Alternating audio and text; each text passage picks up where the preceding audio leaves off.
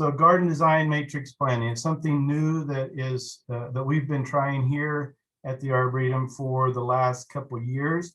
After visiting a garden, Lenora Larson's garden up by Kansas City, and also reading material like Planting in a Post-Wild World with Thomas Rainier and Claudia West, and other influences like Pete Udolph. We've decided that this is a good option for, especially for native planting and the type of landscape designs that we do, either for businesses or homeowners. And it just seemed like it made sense to try to incorporate this matrix planning within the designs we do, both here at the Arboretum and with customers through our landscapes design. So as we get started, let's define what matrix planning is. Pete Udolph describes it as garden design matrix planning is where a single species or handful of species dominates the planting, forming a matrix into which other plants are blended. If you've seen the Lurie Garden or the Highline, you understand, and it's easier to visualize what this garden concept looks like. The Lurie Garden has large swaths of salvia with a blend of native and adaptable grasses. The Highline has its influence with a lot of native grasses, prairie grasses, but then you can see each distinct layer of this matrix with seasonal color plants, higher structural plants like sumac, and then the ground cover layer with a lot of native short grasses like prairie dropseed, blue grama, little blue stem. My definition, how I define matrix planting, and again, we're learning as we go in this process, is a matrix planting mimics the look and function of a natural ecosystem. What you see out in the prairie, you're bringing that home to your own landscape setting by combining plants for competition. These plants are growing in community together, matching plants to your site. We can create a sustainable landscape that effortlessly grows like the natural landscapes that we see. This community of plants saves time, effort, resources, while increasing beauty and diversity. And that's ultimately what we want. We want to attract pollinators, wildlife to our landscapes, but also enjoy the beauty of the textures and wildflowers in bloom that these types of plantings create. This is what you would typically see in a prairie planting. You go to the Flint Hills, if you go to Maxwell Game Preserve, other like tallgrass prairie areas, you see like butterfly milkweed punctuating the landscape, but a mixture of other grasses. Every square inch of this landscape is covered with plant material, and that does a lot of different things. It creates habitat, but it also outcompetes the weeds that invariably are always trying to get established in these type of environments. But every square inch of the landscape is covered with plant material, from the ground cover layer to the seasonal color layer to the structural layer. And those are the three layers. And I'll talk more about those here in a little bit. But this is what we want to create. This is a group of both adaptable and native wildflowers. You see Russian sage there with the white cone flowers, different color cone flowers, the Carl Forster feather reed grass there in the background, but they're also textural plants, structural plants like the prairie dock there with the beautiful foliage and the yellow blooming flowers.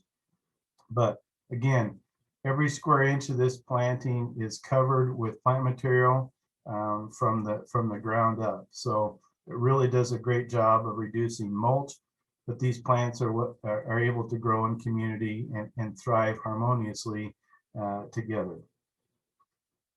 The benefits of the matrix planting certainly encourages biodiversity. Anytime you create habitat, you're going to be attracting birds, other wildlife, pollinators to your landscape, which is sorely needed as a lot of prairie environments are being decimated and eliminated.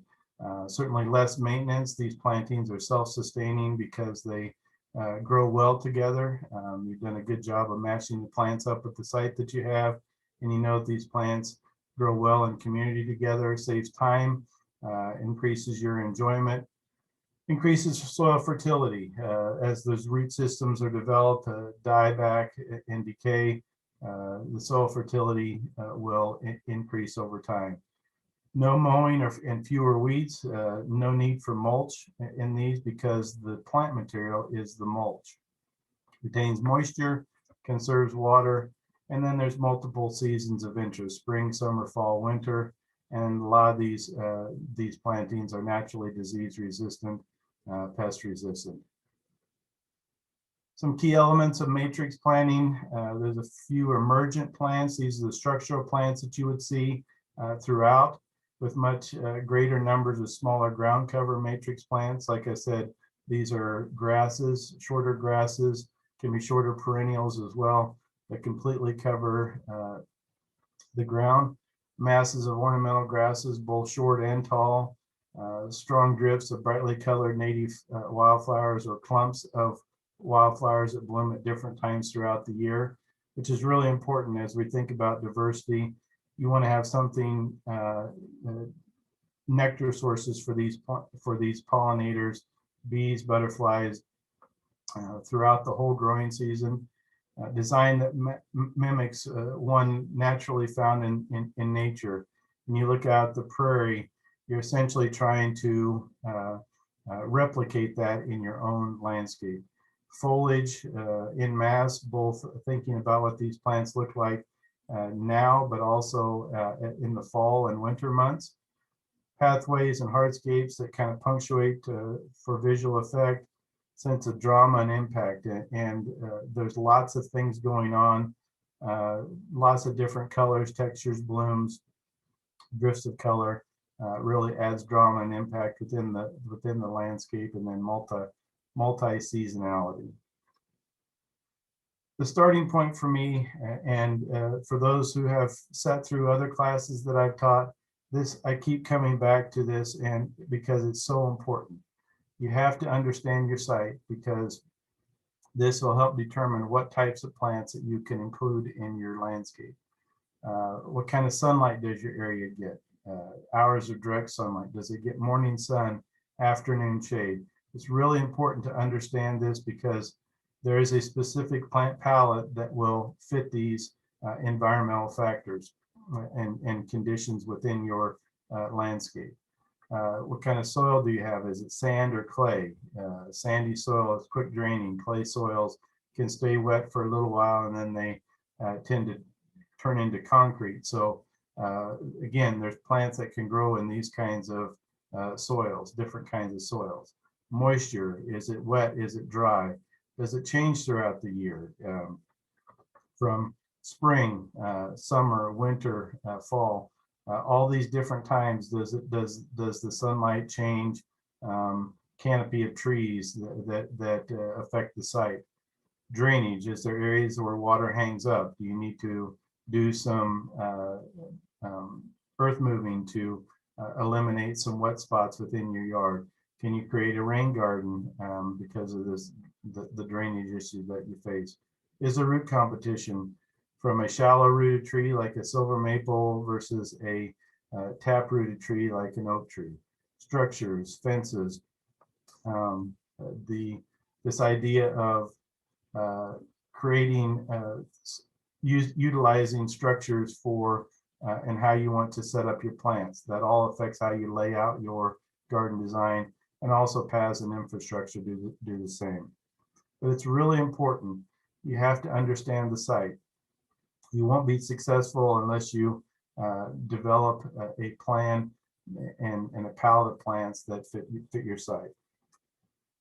Soil preparation, unless there's really a lot of subsoil, say a new house that's been developed, there really isn't a lot of need for adding a lot of organic matter, compost, within to a landscape.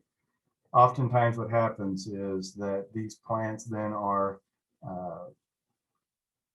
grow really tall, they don't thrive, They get leggy. If the soil, if the water is held up in the soil too long, you can have disease problems around the crowns of these plants, coneflowers, rose verbena. You see where these plants grow out in the wild, they don't need a lot of soil fertility. They're often on windswept hills where there's keen drainage.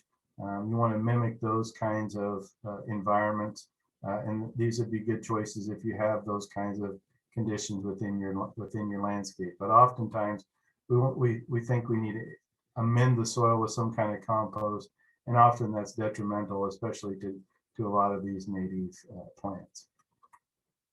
The other thing that you must control the perennial weeds, bindweed, Bermuda grass.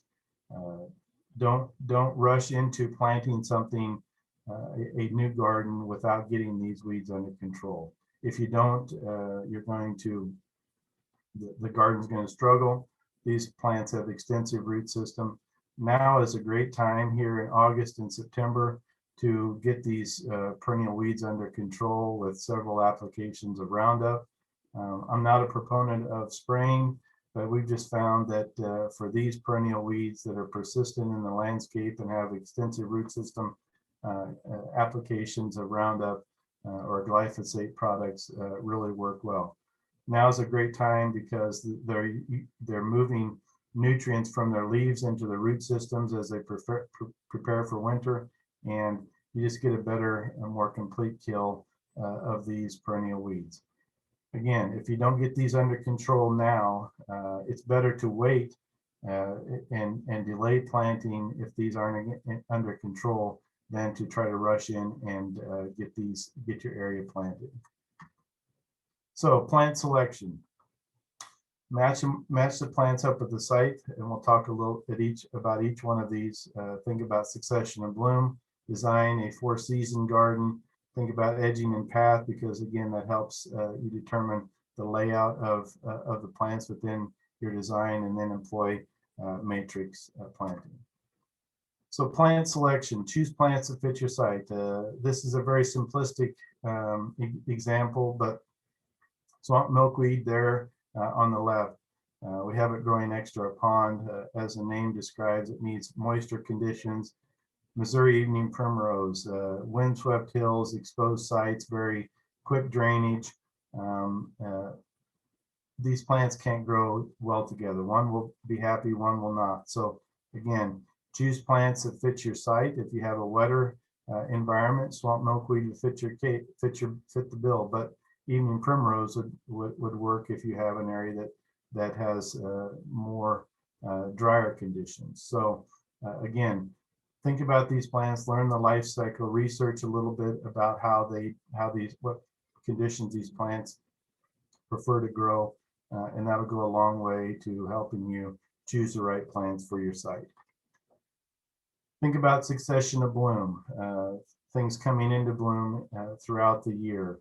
The importance of that, as I said earlier, is that there's nectar sources for pollinators that are attracted to your landscape, but it also adds drama and interest throughout the year as well.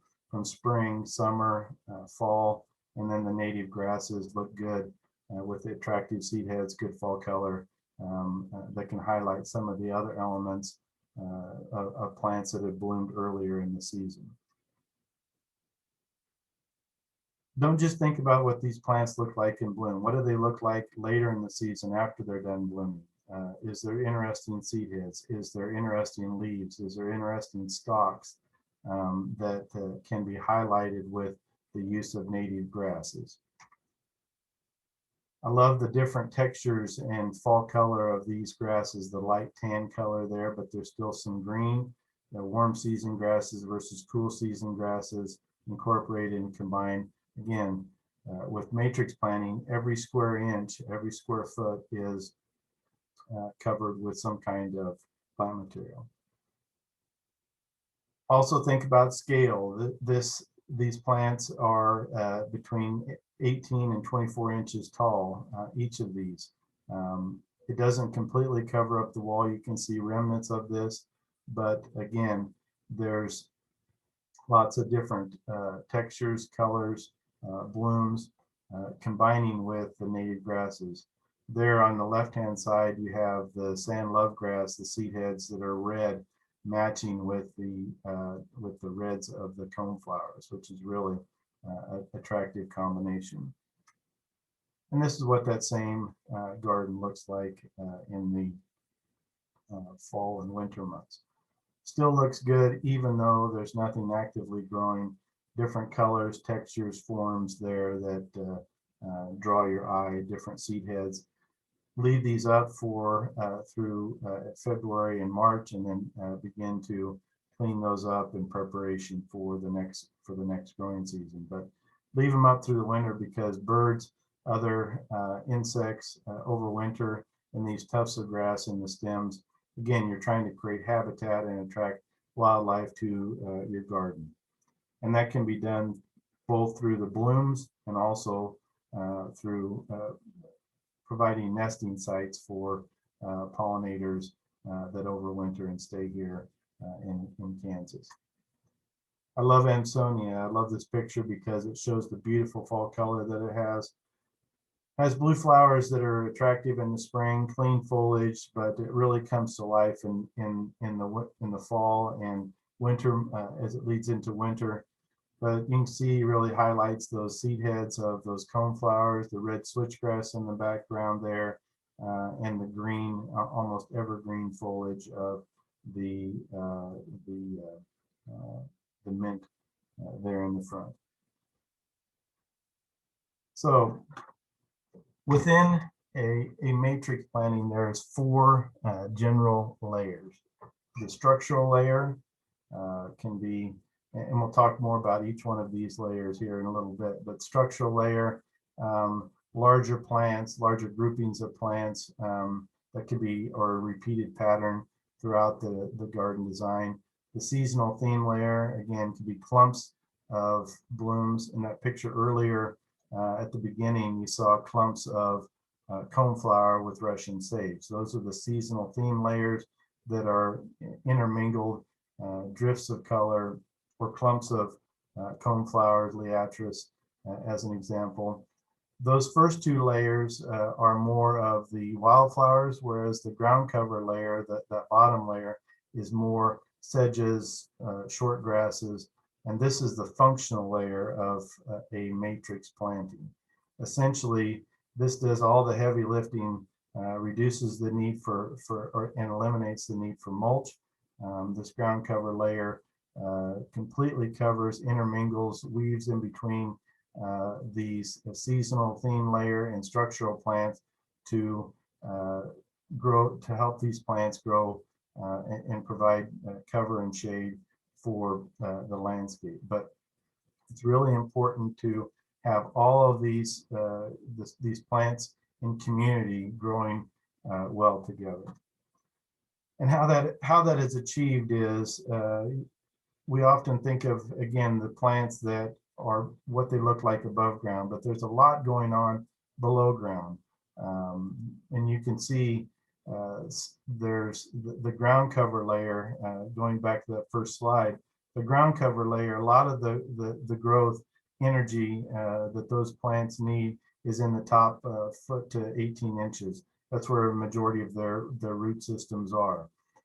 The seasonal theme layer goes past that to 2 to 3, 4 feet deep, and then some of those structural plants have even deeper roots, like compass plant or prairie dock have root systems. So they're not in direct competition with one another, and they're able to live in community. They're tapping into resources at different levels below ground so that they can grow harmoniously together above ground. And I hope that makes sense, because it's really important concept within matrix planting is that these plants can grow because they're utilizing different levels of the soil profile below ground. As a general makeup of a plant community, the structural layer is maybe only 10 to 15% of the plants. These are the taller plants, more persistent presence. This could be trees, this could be shrubs, Joe Pye weed, Culver's root, taller goldenrods like fireworks, switchgrass like Northwind would be a good example, big blue stem, or again, some ornamental shrubs like sumac or a flowering dogwood tree, or a silky dogwood would be examples of kind of that structural layer. Seasonal theme layer is 20 to 40% of the plants. They could be spring bulbs, salvia, black-eyed Susans, monardas, coneflowers, asters. Again, this seasonal layer includes plants that bloom at each time throughout the year. So there's groupings of plants that bloom in the spring, grouping of plants that bloom in the summer, grouping of plants that bloom in the fall. So you have this continuity, something coming into bloom, going out of bloom, which is, again, mimics what is happening out in the prairie. And then there's this ground cover layer, shorter grasses, low perennials, prairie dropseed, blue grama like Blonde Ambition, little blue stem, lots of good cultivars there, sedum, or in a shaded area, you have some sedges or wild ginger, Solomon seal. Those work well for as ground cover for the matrix planting.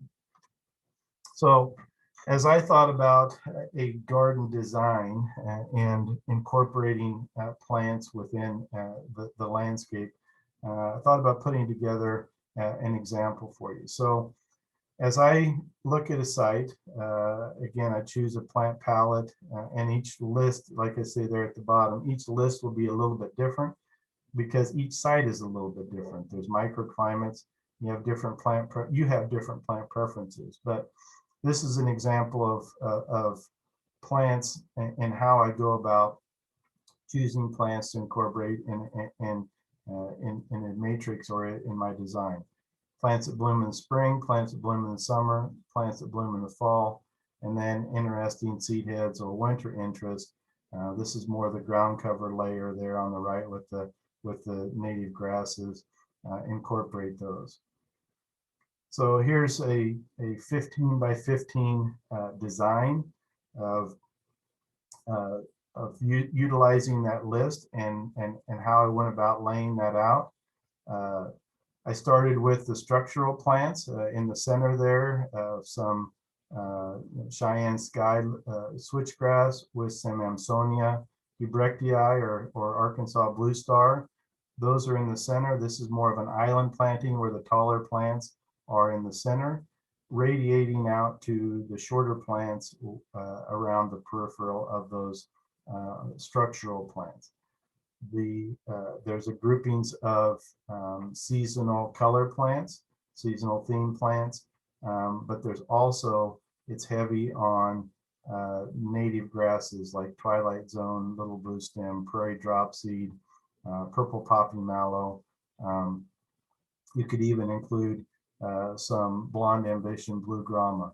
There is some opening here, but that's also taking into consideration the mature size of some of these plants. The other thing is this is a modular design. This can be repeated. Say your bed is, this is 15 by 15, say your bed is 60 feet wide. You would just then move this over and do the exact same planting that you maybe do a little bit different, but essentially you could use this same 15 by 15 plot to finish out the whole rest of the design.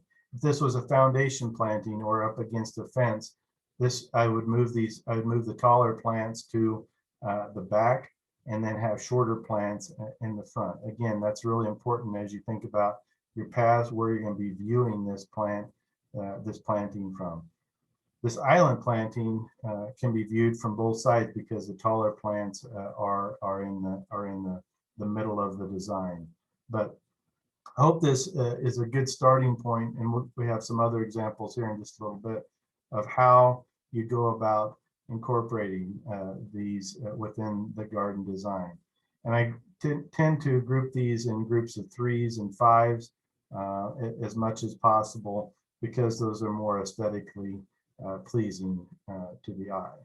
But this is just an example, and again, you'll get this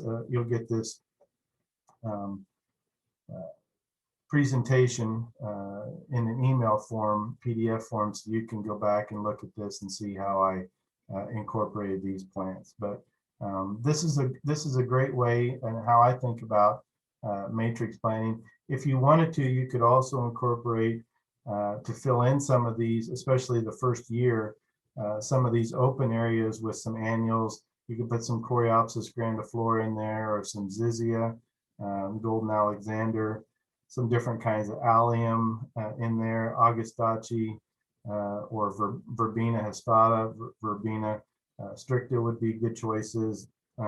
But there's lots of options for, especially the first year. But as these plants mature, then those annuals kind of disappear, and kind of the pioneer species disappear, and then these true perennials kind of take over within the design. Here's an example of how Pete Udolph designs. The concept here is very similar to what I just showed you. There's repeating patterns of structural plants, seasonal theme plants, but a lot of the ground cover plants.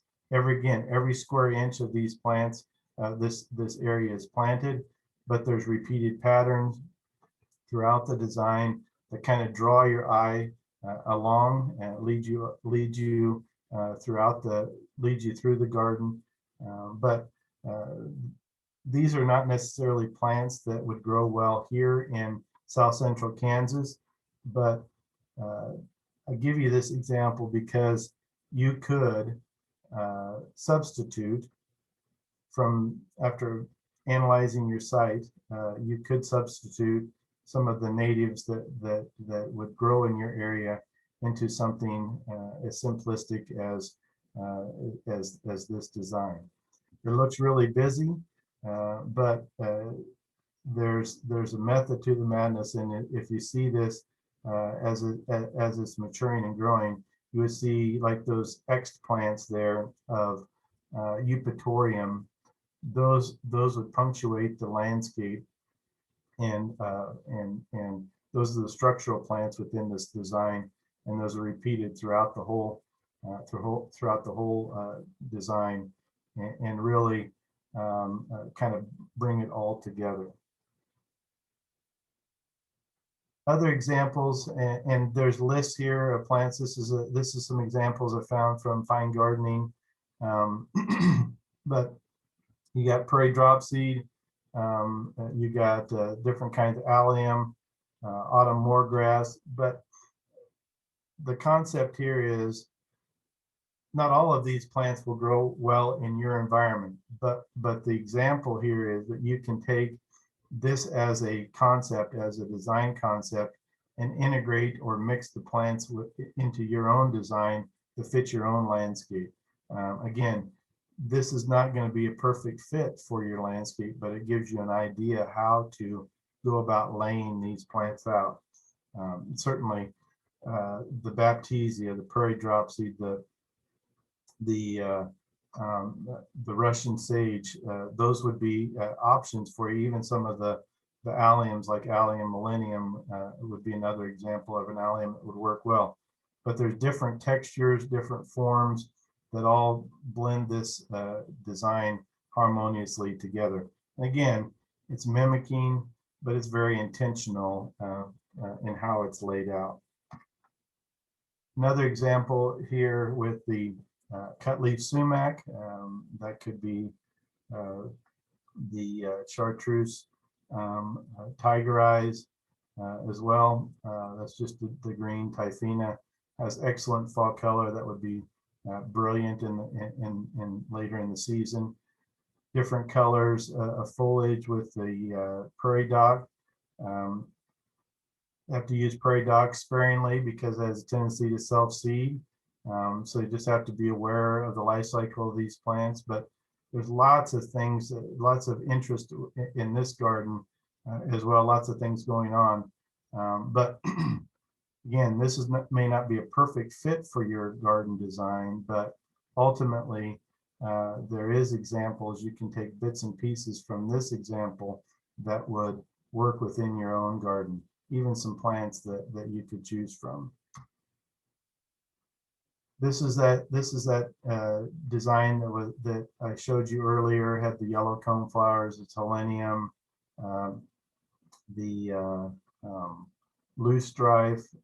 Not a great choice for here in South Central Kansas, but there may be others, like an alternative like Veronicastrum or Culver's root. I love Carl Forster, but you could replace that with big blue stem or some kind of switchgrass. I show you these as an example for you to think about what kinds and types of plants that you want to incorporate. Again, this will not be an exact fit for your landscape, but there may be pieces of this to include or to mimic within your own design. Again, every square inch of this is of the soil is covered with plant material, which really does great for controlling weeds, especially after that first year. Here's a smaller one. It's a foundation planting, different kinds of allium, the cone flowers, but also then prairie dropseed, which is one of my favorites and is a great ground cover grass, along with the blonde ambition blue grama. You can see within a matrix planting, there is an intentionality. It's heavy on grasses because that's what you use to crowd out a lot of the weeds. But then there's these spots of color, like here with the yarrow and the salvia. But you see the prairie dock, or the foliage of the prairie dock there, which is really attractive as a structural plant for later in the season. Joe Pye weed, coneflowers, drifts of coneflowers with native grasses, switch grasses, and even Russian sage there on the upper right. Another garden moving more into fall with the yellows of the goldenrod there in bloom. Heleniums, Russian sage is starting to fade. Grasses are starting to take on their late season fall color. The interesting thing here is that even after these plants are done blooming, like the coneflowers are done blooming, there's one there in the middle, but essentially the grasses are used to highlight, to accentuate some of those seed heads, and you leave those up for finches, overwintering birds to utilize, and then cut them down the next spring to 4 to 6 inches off the ground. And we're back to the slide that we started with. Again, there's drifts of plants. This is really a good example because you have the taller plants there in the back. That's more of a foundation planting, the taller trees in the back, but then there's gradiating from the taller grasses, which is Carl Forster, 5 to 6 feet tall there in the back, to shorter grasses here in the front. And you could even weave some annuals into this design as well. But there's a lot of textural elements, but again, it's heavy on the native grasses, which are so adaptable and so beautiful throughout the whole growing season. I like this design because it has repeating patterns. As I mentioned earlier, that modular design of 15 by 15,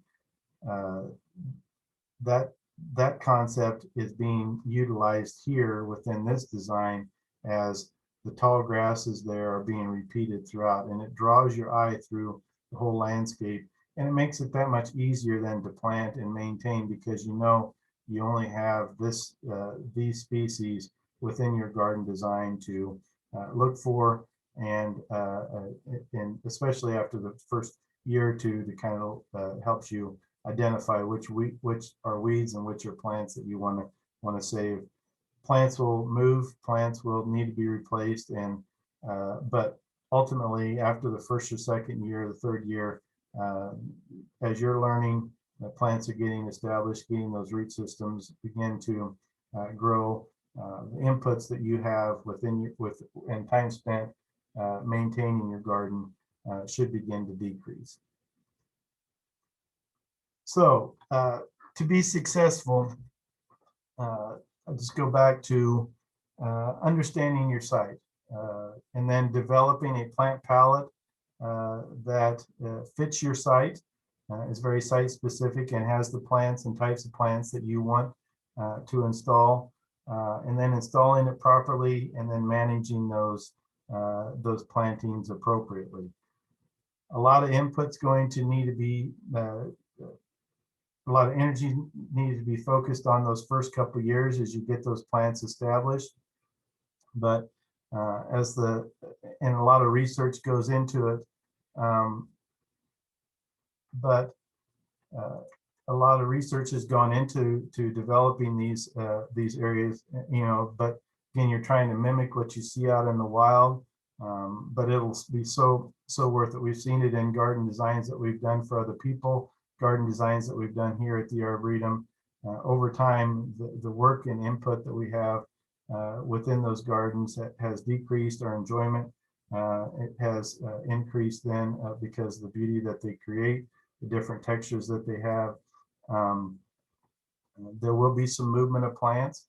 There will be some need for replacement of plants, but ultimately over time, after you get past those first couple of years, your garden will manage itself, and then it'll also guide you into what is needed next, whether it's adding more plants, whether it's thinning some plants, but ultimately your enjoyment will increase.